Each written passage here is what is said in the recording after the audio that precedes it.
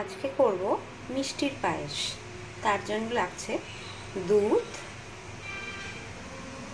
মিষ্টি, গোবিন্দভোগ আতপ চাল আর খেজুরের গুড়। তোমরা চাইলে চিনিও দিতে পারো। দুধটা ফুটে গেছে, এবার চালটা দুধের মধ্যে মিশিয়ে নিতে হবে।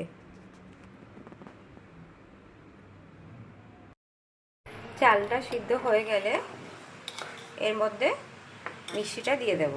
সেদ্ধ হয়ে গেছে, এবারে আমি রসগোল্লাগুলো দিয়ে নেব।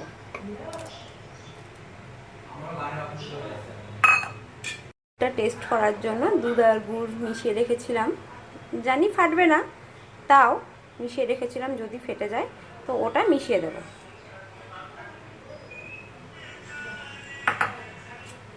এটা দিয়ে নেব।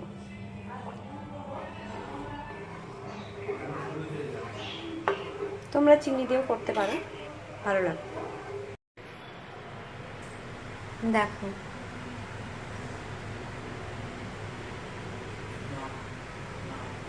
একটু দুধটা এরকমই নামাবো, কেন ঠান্ডা হয়ে গেলে একটু টেনে নেবে, যেহেতু এর মধ্যে মিষ্টি আছে। দেখেছো, দেখতেই এত সুন্দর লাগছে, তো খেতে আরো সুন্দর লাগবে।